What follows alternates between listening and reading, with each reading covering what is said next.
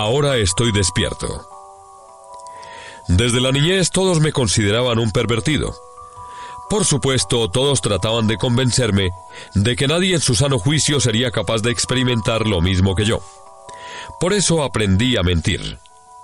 Me acostumbré a pronunciar los falsos discursos sobre la compasión y el amor al prójimo.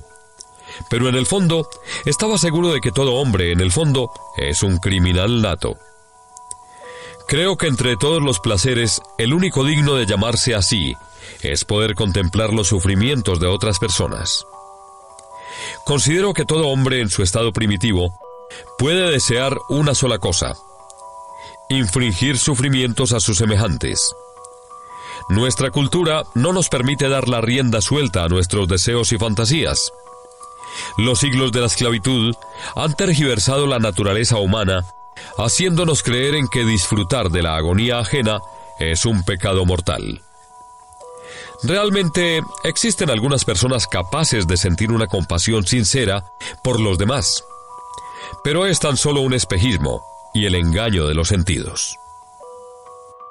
Se puede preparar una mezcla a base de agua y alcohol. Al verter en ella un poco de aceite de oliva, este permanecerá allí en un constante equilibrio, sin emerger y sin hundirse, sin que la fuerza de gravedad lo afecte. Los manuales de física dicen que en tales casos, las partículas del aceite se juntan, otorgándole la forma de un globo. En la vida humana también existen momentos cuando el alma se libera de su propia fuerza de gravedad, es decir, de todas aquellas cadenas que le imponen la herencia y la educación, de todos aquellos miedos ante el juicio, la condena, el castigo, la opinión pública, entre otras cosas por el estilo. En tales momentos, todos nuestros deseos y acciones no obedecen más que nuestros impulsos naturales, aquellos instintos salvajes y primitivos propios a todo ser vivo. No se trata de un sueño ordinario, cuando la conciencia, aunque nublada, sigue manejándonos. Tampoco es una locura en el sentido tradicional de esta palabra, cuando uno pierde cualquier noción de la realidad, algo que no puede ser considerado como una verdadera libertad. No, se trata de un estado único y particular, cuando nuestro cuerpo permanece adormecido, mientras la mente adquiere una libertad que le permite cometer acciones de las que nadie se enterará jamás. Existirán únicamente dentro de nuestra propia conciencia. En mi caso personal, jamás se me ocurrió en tales instantes hacer algo bueno ni virtuoso. Por el contrario, a sabiendas de mi impunidad, siempre me apresuraba a cometer alguna atrocidad, algún acto salvaje, algún pecado mortal. Siempre he considerado el sueño tan importante para nuestra vida como la realidad. ¿Qué es la realidad? Son nuestras impresiones, nuestros sentimientos, nuestros deseos y nada más. Todo esto existe también en nuestros sueños. Al igual que la realidad, el sueño nos llena el alma, nos inquieta, nos alegra y nos entristece. Todas las acciones que cometemos en nuestros sueños nos dejan la misma huella dentro del alma como los hechos reales. En fin, la única diferencia entre el sueño y la realidad es que cada hombre tiene sus propios sueños, mientras la realidad es la misma para todos, o al menos así lo parece. Todo esto significa que para cada persona, el sueño es su segunda realidad. ¿Cuál de las dos es la más importante? Depende únicamente de la preferencia personal de cada uno. Desde la niñez, el sueño siempre me ha gustado mucho más que la realidad. A diferencia de algunas otras personas, jamás consideré las horas del sueño como un tiempo perdido, sino, por el contrario, lamentaba aquellas horas del sueño que me quitaba la realidad. Aun cuando era un niño, buscaba en mis sueños una verdadera vida y consideraba una verdadera desgracia si por alguna razón pasaba la noche entera sin haber tenido un sueño. En tales casos pasaba el día entero en casa o en colegio, tratando de encontrar en algún rincón recóndito de mi mente uno que otro fragmento de visiones olvidadas. Me adentraba ansioso en aquel mundo imaginario y finalmente recuperaba hasta el más mínimo detalle. De tal manera entrené mi memoria hasta tal punto que no olvidaba jamás ninguno de mis sueños. Con ansia esperaba la llegada de la noche y un nuevo viaje a aquel mundo maravilloso. No tenía miedo de las pesadillas. Por el contrario, me encantaban por su impresionante poder. Pronto encontré una forma muy eficiente para provocarlas. Bastaba con tan solo acostarme con la cabeza a un nivel un poco más bajo que el resto del cuerpo para que la pesadilla me clavara casi inmediatamente sus garras dolorosas y a la vez placenteras. Me despertaba sofocado y entre jadeos, pero un sorbo de aire fresco bastaba para devolverme el deseo de caer nuevamente al fondo oscuro de mis visiones. Unas caras monstruosas surgían de la densa bruma. Unos demonios de aspecto simiesco combatían entre ellos para luego lanzarse sobre mí, tumbarme al suelo y estrangularme. Me sentía adolorido, atemorizado, pero inexplicablemente feliz. Es fascinante sentir que todo esto no era más que un sueño, del cual podría despertar en cualquier momento. Fue entonces cuando descubrí aquel inmenso poder de la voluntad que nos otorgan nuestros sueños. Mientras dormía, sentía que el mundo entero estaba en mi poder. En mis sueños recorría hermosos valles y lujosos palacios. Con un esfuerzo de mi voluntad, podría trasladarme a cualquier sitio que quisiera visitar o ver a las personas que deseaba incluir en mi sueño. En mi primera infancia, utilicé aquel método únicamente para cometer toda clase de travesuras inocentes y burlarme de aquellos adultos que por alguna razón no me agradaban. Luego pasé a otra clase de placeres secretos.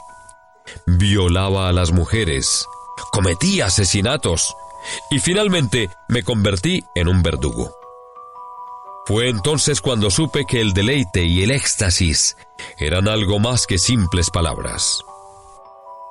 En el tiempo pasado se quedaron los años del discipulado y de la subordinación. Por fin yo estaba solo, sin familia. No tenía que rendir cuentas a nadie y podía entregarme por completo a mi felicidad. Ahora pasaba durmiendo y soñando la mayor parte del día. Usaba toda clase de drogas para prolongar aquel delicioso estado de somnolencia. La costumbre y la experiencia me permitían disfrutar al máximo aquella libertad sin límites ni restricciones. Poco a poco, mis sueños se volvieron para mí más reales que la misma realidad.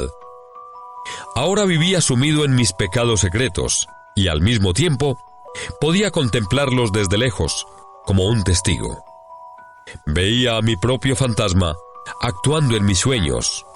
Lo manejaba, lo dirigía y a la vez experimentaba con toda intensidad sus vivencias y sensaciones. En mis sueños crié el ambiente más conveniente para mis acciones. Se trataba de una espaciosa sala subterránea, alumbrada por la siniestra luz roja de dos grandes hornos. Las paredes eran de hierro y el suelo de piedra. En todas partes se veían numerosos instrumentos de tortura: el potro, la estaca, asientos con clavos, pinzas, látigos, bastones, rastrillos y barras de hierro candente. Cuando el destino me dio por fin la tan anhelada libertad, me adentraba cada instante en mi misterioso refugio subterráneo. Con un esfuerzo de mi voluntad, recluía allí a toda clase de personas, a veces a mis conocidos, pero más que todo, nacidas dentro de mi imaginación. Más que todo, a los jóvenes y muchachas de gran belleza, a veces a las mujeres embarazadas o a los niños pequeños. A la vista de sus sufrimientos me sentía como el tirano más poderoso de este mundo. Con el paso del tiempo, crié a determinados tipos de víctimas con las cuales me deleitaba de una manera especial. Algunas de ellas me atraían con la belleza y perfección de sus cuerpos, otras con aquel valor extraordinario con que soportaban los sufrimientos y con su desprecio ante cualquier tortura. Los terceros, por el contrario, me atraían por su miedo, su debilidad, sus lágrimas, gemidos y súplicas vanas. En ocasiones hacía resucitar a aquellos que ya habían muerto bajo las torturas para volver a disfrutar de su agonía atroz. Al principio fui el único verdugo y espectador. Luego crié en mi imaginación todo un séquito de ayudantes, unos enanos horripilantes, cuyo número iba en aumento según mis deseos. Ellos me alcanzaban los instrumentos de tortura, cumplían mis órdenes, reían y hacían muecas. En su compañía, yo celebraba mis orgías de sangre y fuego, gritos y maldiciones. A lo mejor me hubiera quedado solitario y feliz, de no ser por mis amigos poco numerosos que decidieron salvarme de mis locuras. Casi por la fuerza me obligaban a salir con ellos a los teatros, conciertos y fiestas. También fueron ellos que me presentaron a una joven que posteriormente se convertiría en mi esposa. En realidad, sería imposible resistir ante los encantos de aquella dama, así que me enamoré de ella a primera vista y no dejaré de llorarla por el resto de mi vida, porque en el fondo sigo amándola. Le contaron que yo era un hombre desafortunado que necesitaba ayuda. Ella decidió salvarme a cualquier precio, así que nuestra simpatía mutua no tardó en convertirse en una verdadera pasión ardiente y desinteresada. Durante mucho tiempo no me atreví a pensar en el matrimonio. Aquel primer amor de mi vida se había apoderado de mi alma, pero, al mismo tiempo, me atemorizaba la idea de perder mi deliciosa soledad, que me permitía disfrutar de mis visiones. Sin embargo, poco a poco, me había dejado dominar por aquella vida correcta que me obligaron a llevar mis amigos. Creí con toda sinceridad en que mi alma realmente sería capaz de transformarse y rechazar el pasado. En el día de nuestra boda, mis amigos me felicitaban como a un difunto resucitado, que volvería a salir a la luz del sol tras una larga reclusión dentro de su féretro. Después de nuestro viaje de luna de miel, mi esposa y yo nos instalamos en una casa nueva, grande, alegre y luminosa.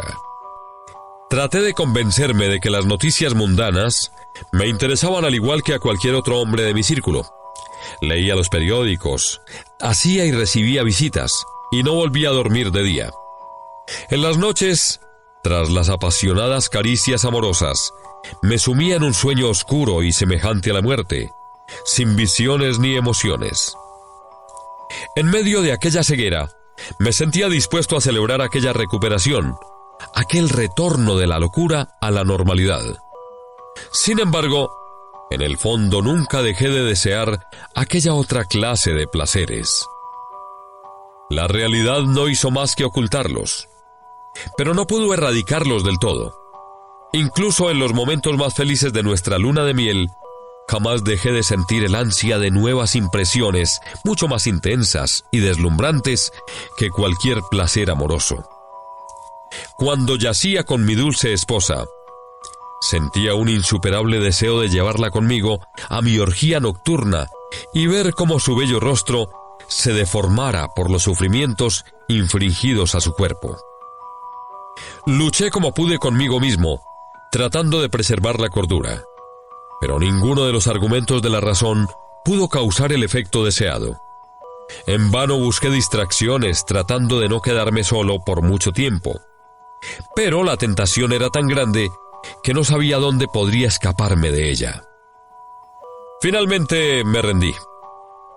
Le dije a mi esposa que tenía planes de llevar a cabo una grandiosa investigación sobre la historia de las religiones. Coloqué en la biblioteca un gran sofá y comencé a encerrarme allí en las noches. Traté de ocultar mi secreto de mi esposa, pues no quería involucrarla en mis confidencias. Seguí amándola como en los primeros días de nuestro matrimonio, y sus caricias eran para mí igual de placenteras, pero no podía explicarle la verdadera razón de mi comportamiento extraño. Incluso prefería que ella pensara que yo hubiera dejado de amarla y por eso evitara su compañía. Ella realmente pensaba así, sufría y languidecía. Comenzó a adelgazar, por lo que me sentí seriamente preocupado, pensando que su angustia iba a llevarla a la tumba. A veces, cediendo a un impulso, yo volvería a decirle las mismas palabras de amor de antaño. Pero ella no me creía, pues mi conducta actual contradecía por completo a mis palabras. Aunque pasaba durmiendo la mayor parte del día y me entregaba a mis visiones con una abnegación aún mayor que antes de la boda, sentí que había perdido mi antigua libertad y creatividad. Pasaba tendido en el sofá semanas enteras, despertando tan solo para fortalecerme con un poco de vino o sopa y tomar luego una nueva dosis de somnífero. Pero el momento deseado no llegaba. Volví a deleitarme de las visiones de mis antiguas pesadillas, a vivir sus momentos más dulces e implacables. Ensartaba en un hilo, como las cuentas de un collar, todos los recuerdos de mi pasado, tan maravillosos como horripilantes, pero mi conciencia seguía sumida en una niebla. Ya no podía influenciar en mis sueños, sino me limitaba con contemplar como testigo las visiones del pasado. Acudía a todos los métodos conocidos. Me hipnotizaba a mí mismo. Acudía a la morfina, al hachís y a otro tipo de drogas, y poco a poco sucumbía al poder de sus hechizos. El demonio de la amapola india me causaba una excitación sobrenatural, tras la cual venía un agotamiento delicioso, semejante al oleaje dejado por un barco sobre la superficie de un océano infinito, de cuyas profundidades sin fondo nacían nuevas visiones que, sin embargo, se negaban a obedecer mis órdenes. Al despertarme recordaba con rabia aquellas innumerables escenas que pasaban frente a mí. Eran seductoras y fascinantes, pero surgían y desaparecían en contra de mi voluntad. Estaba agotado por la rabia y el deseo, pero me sentía impotente. Habían transcurrido más de 6 meses desde el día de mi regreso al mundo de mis fantasías, cuando, por fin, pude recuperar mi más preciada felicidad. En medio del sueño, sentí repentinamente algo semejante a un choque eléctrico, y entendí que había vuelto a ser feliz, ya que nuevamente podía manejar mis visiones, hacer cualquier cosa, y todo esto se quedaría por siempre en mis sueños. Una ola de deleite inundó inmediatamente todo mi ser. No pude superar la tentación de salir inmediatamente en busca de mi esposa, pues no quería llevarla a mi refugio subterráneo. En vez de esto, preferiría verla en el ambiente de su alcoba, ambiente creado por ella misma, pues el placer, en tal caso, prometía ser aún más refinado. En un instante me vi a mí mismo de pie, al otro lado de la puerta de la biblioteca. «Vamos», le dije a mi fantasma, «vamos. Ella debe estar dormida, y lleva aquel hermoso puñal de filo tan fino y con el pomo de marfil». Obedeciendo a mí mismo, recorría las habitaciones sumergidas en la oscuridad.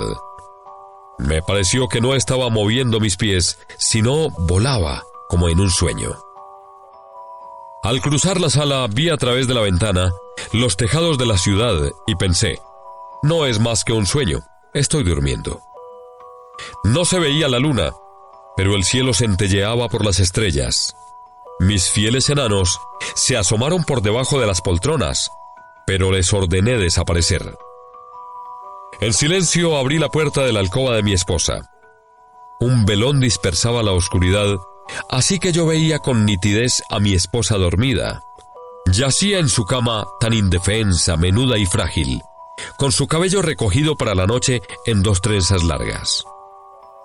Junto a la almohada vi un pañuelo, evidencia clara de que ella había llorado antes de quedarse dormida. Sentí cómo un dolor infinito me apretaba el corazón. En aquel instante, experimenté un insuperable deseo de caerme de rodillas frente a la cama y cubrir de besos los pies descalzos de la mujer que tanto había sufrido por mi culpa. Pero al instante me hice recordar a mí mismo que todo esto no era más que un sueño. Me sentía atormentado por un sentimiento extraño. Por fin, podía hacer con esta mujer todo lo que quería hacerle en mis sueños, y nadie más que yo iba a saberlo. En cambio, en la realidad, no deseaba más que rodearla de mis cuidados y de mi cariño más sincero, amarla y deleitarme de sus caricias.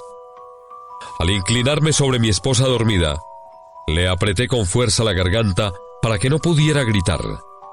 Ella despertó al instante, abrió los ojos y se agitó desesperadamente bajo mi mano.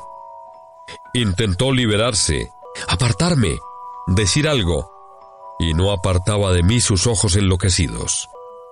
Por unos instantes miré con insistencia al azul profundo de aquellos ojos, llenos de un temor indescriptible. Luego, bajo la frazada, le clavé el puñal por el costado. Vi cómo ella se estremeció, se estiró, sin poder gritar, y cómo las lágrimas de dolor y desesperación se agolparon en sus ojos. Mientras las lágrimas corrían por sus mejillas, por mi mano que apretaba el puñal, corría la sangre de ella, tibia y pegajosa. Seguí apuñalándola. Arrojé a un lado la frazada y la golpeé desnuda, mientras ella intentaba cubrirse, levantarse o arrastrarse. ¡Qué dulce y qué terrible a la vez! Resultaba clavar el filo en las delicadas curvas de aquel cuerpo tan hermoso, tan delicado y tan amado, envolviéndola con las cintas sangrantes de nuevas heridas. En fin, la cogí por el cabello y la clavé el puñal en el cuello detrás de la arteria carótida, y forzándome al máximo, la degollé de un tajo rápido y preciso.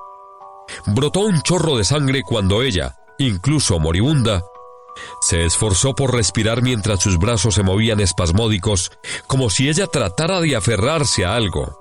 Luego se quedó inmóvil, mientras yo me agité tratando de despertar, pero no pude. Me esforcé una y otra vez. Daría cualquier cosa por despertar en el sofá en mi biblioteca. Pero la pesadilla no cesaba.